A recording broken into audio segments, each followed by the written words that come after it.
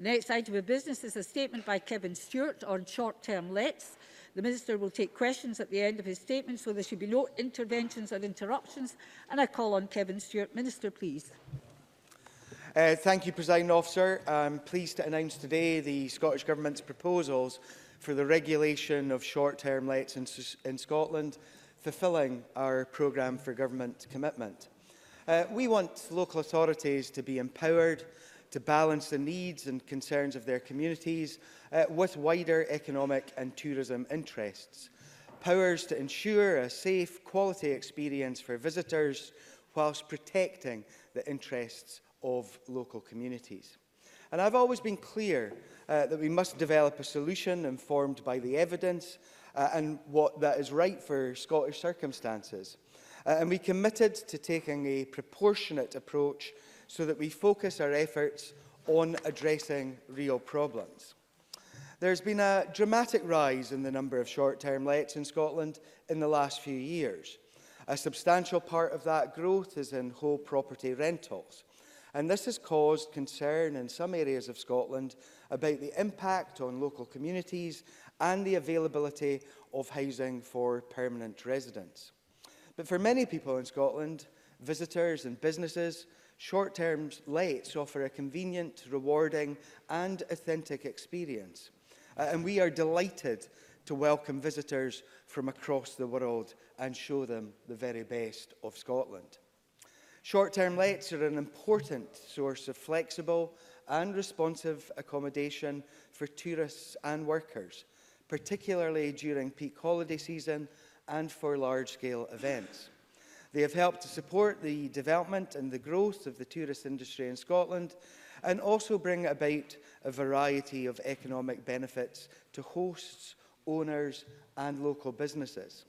However, they also raise issues for local communities that are understandable and legitimate. In April last year, the First Minister launched our consultation. The consultation set out our understanding of the benefits and issues around short-term lets and the principles that would help guide our approach and some proposed approaches to regulation.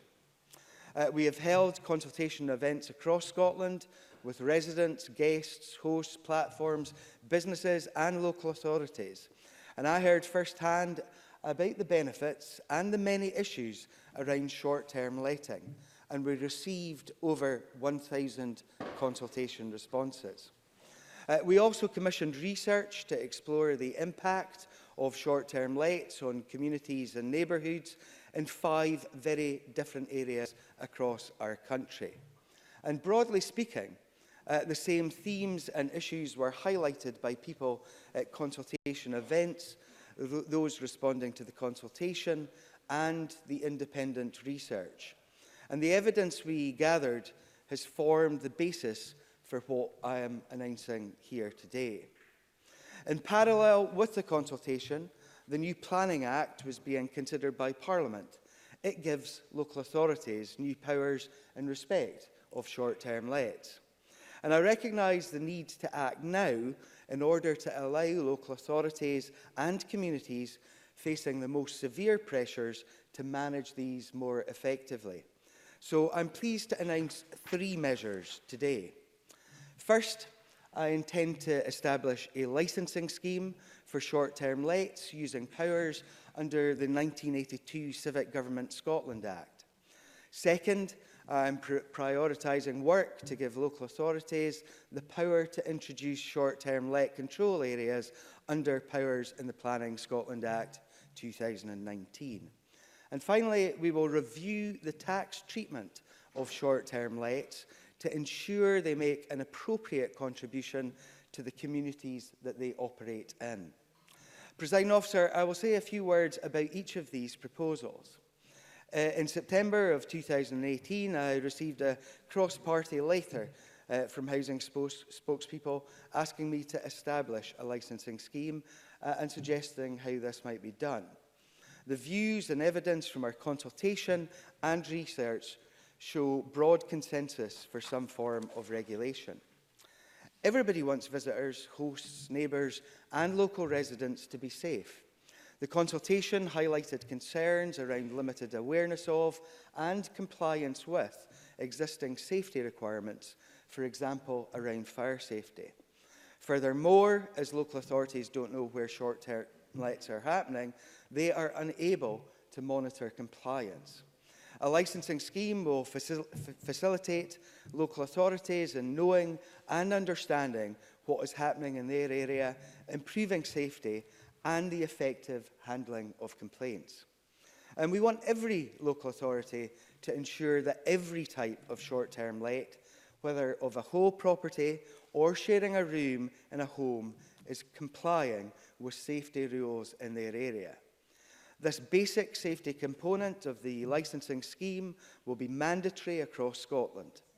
Separately, local authorities will have the discretion to put in place further conditions to help tackle things such as littering or overcrowding of properties. Local authorities will be able to charge a fee from providers to cover the cost of administering the licensing scheme in their area. And to supplement the licensing regime, we will introduce short-term let control areas under the powers of the Planning Scotland Act 2019. The licensing scheme will help to ensure that short-term lets are safe and don't disrupt neighbours and residents. However, in some areas, there are real concerns about the numbers of short-term lets and whether short-term letting is appropriate at all. Very high concentrations of whole property lets can affect the availability of residential housing and the character of a neighbourhood. Some types of building are, of course, not well suited to this kind of intensive use. And our research showed that short-term lets are highly concentrated, with just over half of all Airbnb listings in Scotland located in only 24 of our 354 council wards. Evidence shows indications of a shift by some landlords from the private rented sector into short-term letting.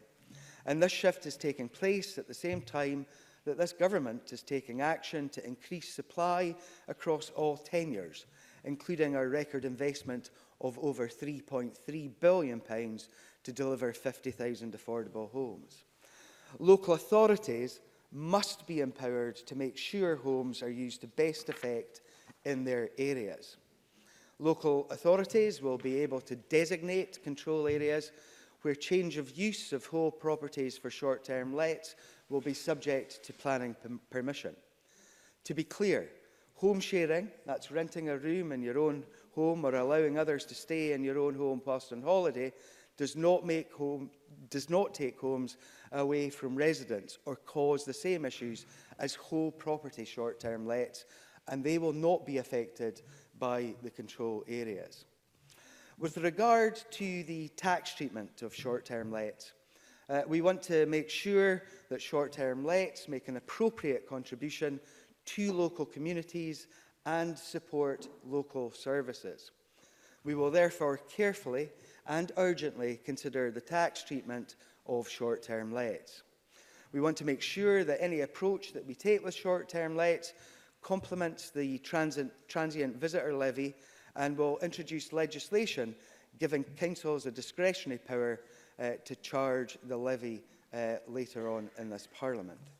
And I believe that these measures allow us to make progress in this Parliament to address a pressing issue for some of our communities.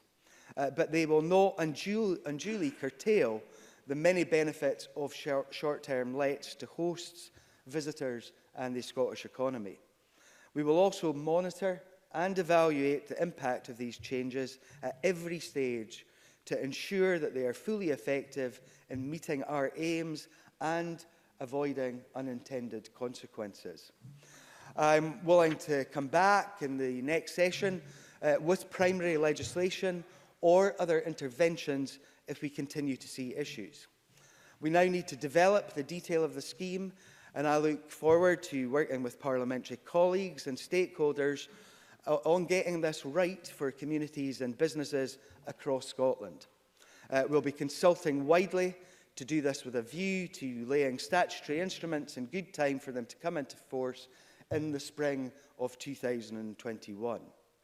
In closing, Presiding Officer, I would like to thank colleagues across the Chamber and stakeholders who contributed to the development of these proposals.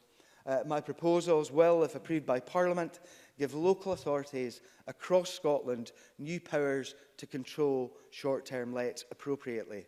I commend these proposals, which take a robust but proportionate and fair approach to regulating short-term lets. Thank you.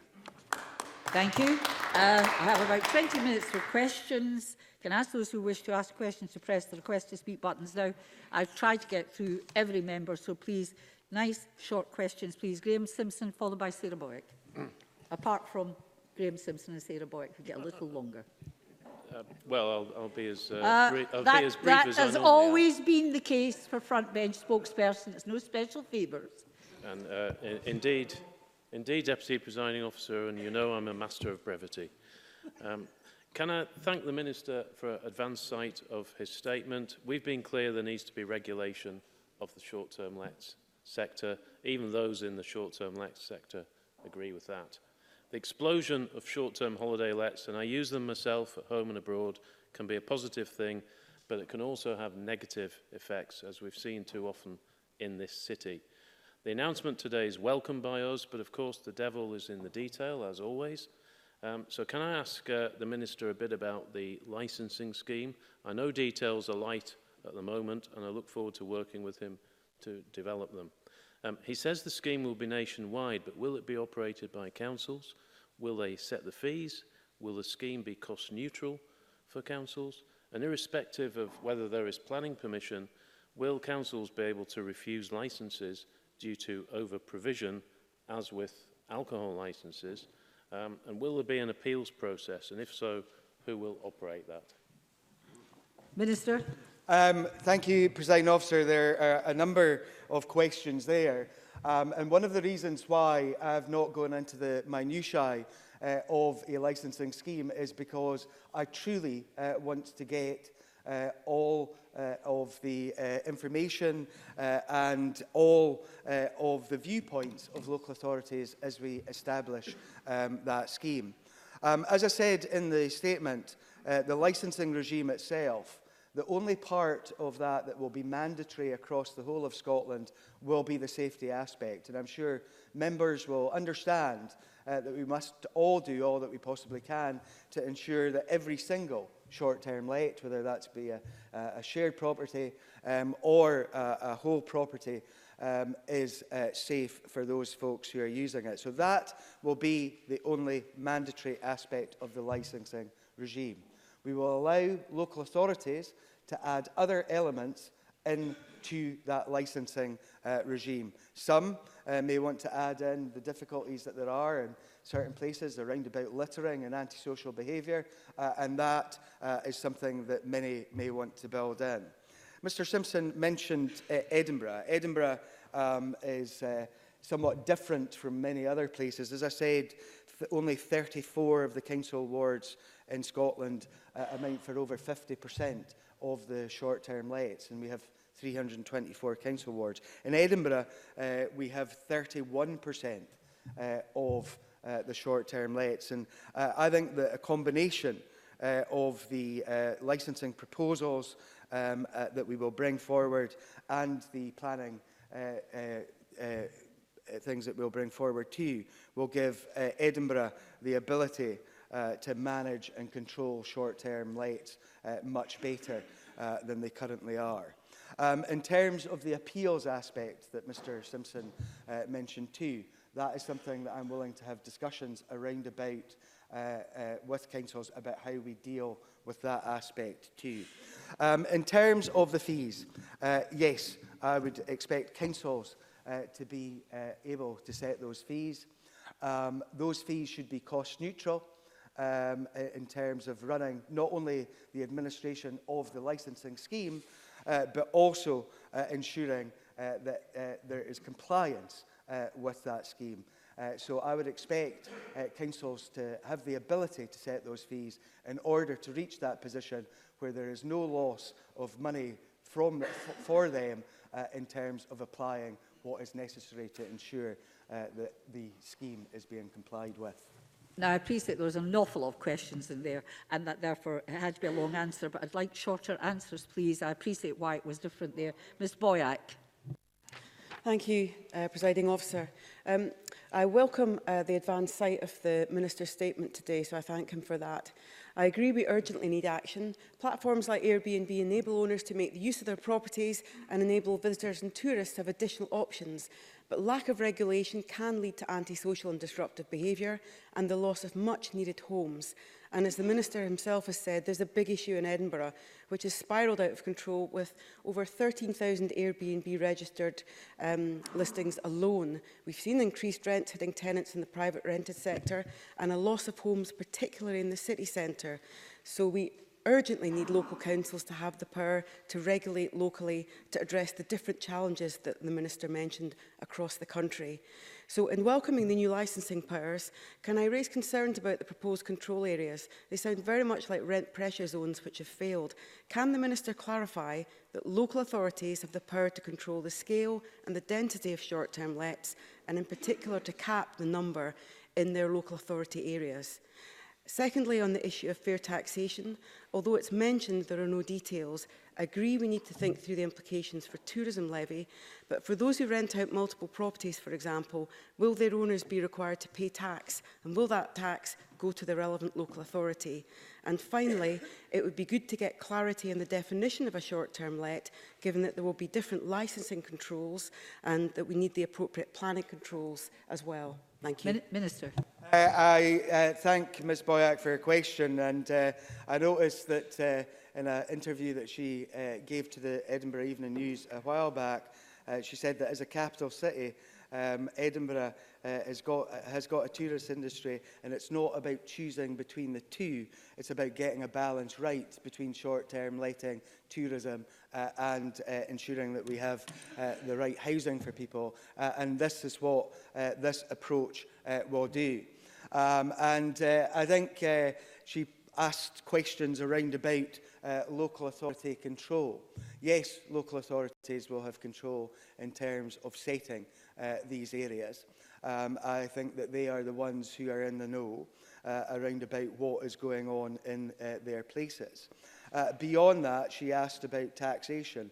And I'm not going to go on at length around about the taxation aspect of this, because, as I've said, we will carry out a review, a comprehensive review urgently to get this absolutely right, to make sure that what we put in place marries with some of the other things that are proposed at this moment in time.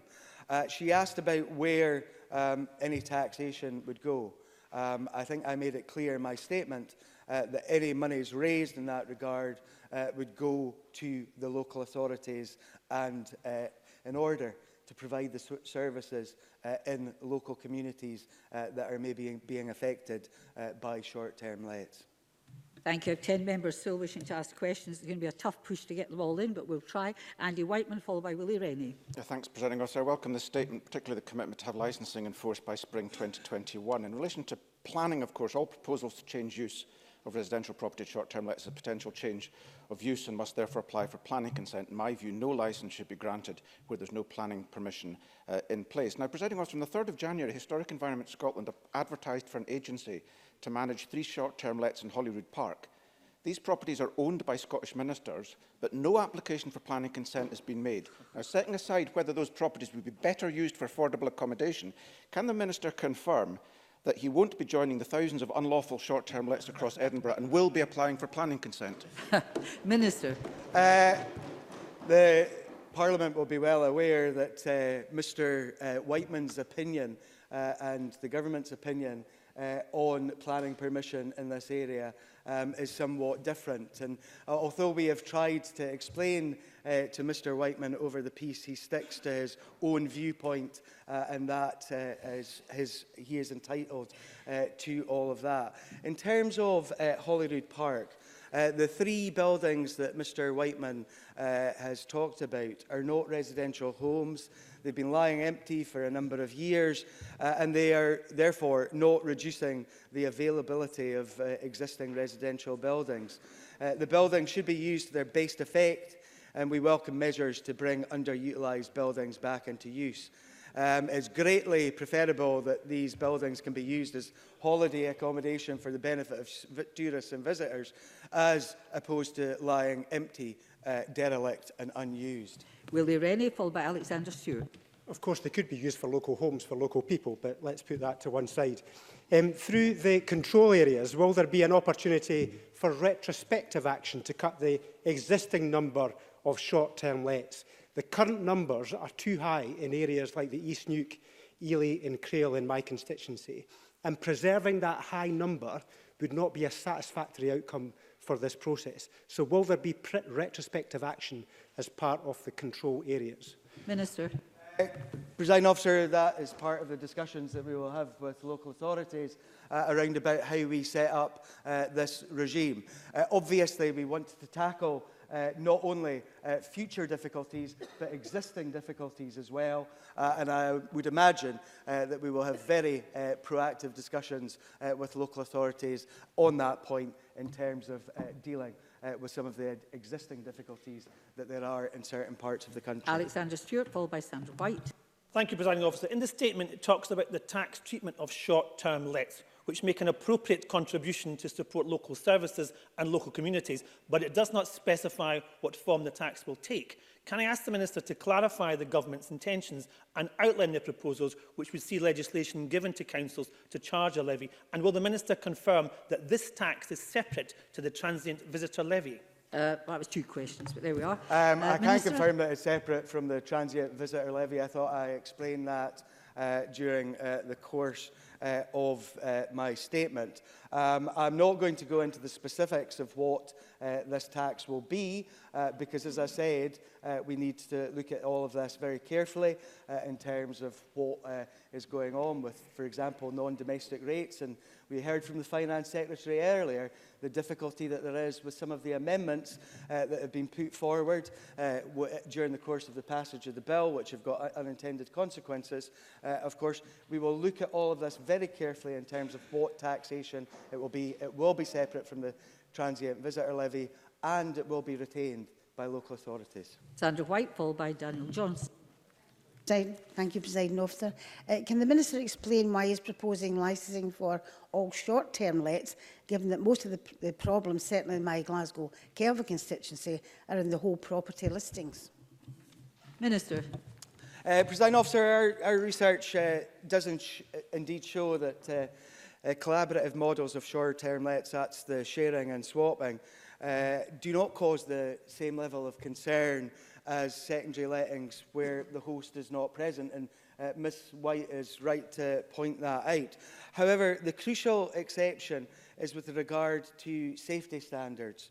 The Government is clear that there needs to be effective processes in place for monitoring of and compliance with safety standards in all short-term let accommodation, regardless of whether the host is present or not.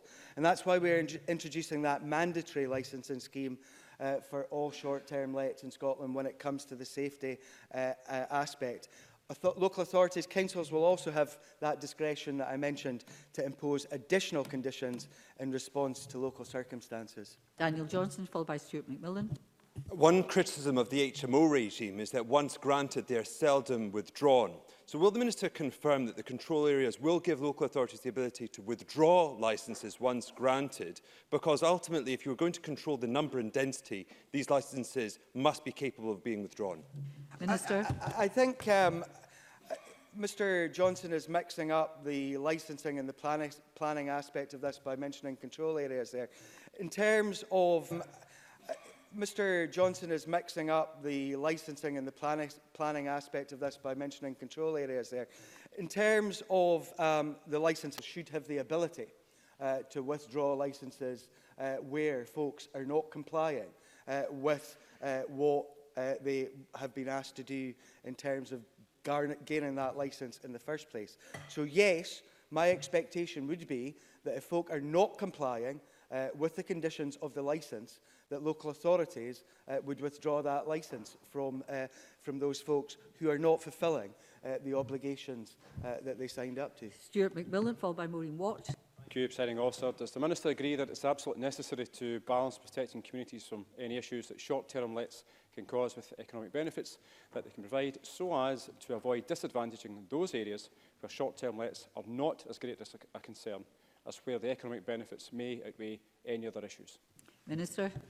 Presiding Officer, yes, I do agree with Mr McMillan, and that's why it's important that local authorities will have the choice of whether or not to introduce short-term let control areas for all or part of their council areas.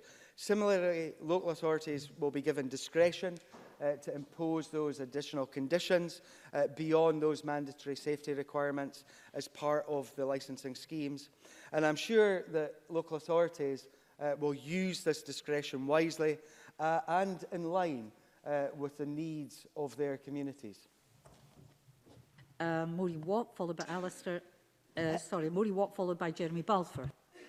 Minister, there's no doubt that in some areas any prospect of community cohesion is being threatened by a predominance of short-term lets, notwithstanding the extra damage to communal areas and the burdens on local councils in terms of increased refuse and other issues. So I very much welcome the statement. As the Scottish Government reviews short-term lets taxation, is there any scope to consider the level of council tax being paid by different types of owners, such as those using their property for short-term lets as opposed to owner-occupiers? Minister. I thank Ms Watt for her question. I know that she has been active in this, as many have.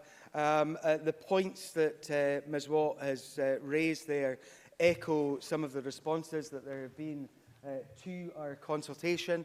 And as I said in my statement, I'm pleased to confirm that we will carefully and urgently consider the tax treatment of short-term lets, taking on board the comments made by Ms Watt and many others during the course of the consultation. Jeremy Balfour, followed by Alistair Allen. Thank you, Deputy President Officer. Could I just seek clarification from the Minister? If you have a short-term let, will you then be liable for a licence fee, a new tax, and the possibility of a tax on tourists set by the local council? And is that going to work in areas where there's not an abundance of short-term lets, in more rural areas? Minister. As I said to Mr Simpson and others previously, what we're putting in here is flexibility. Flexibility to allow those places where there are real pressures to be able to deal with those pressures through planning in terms of the areas, in terms of licensing, and they will decide themselves what licensing they will have apart from the mandatory safety scenario.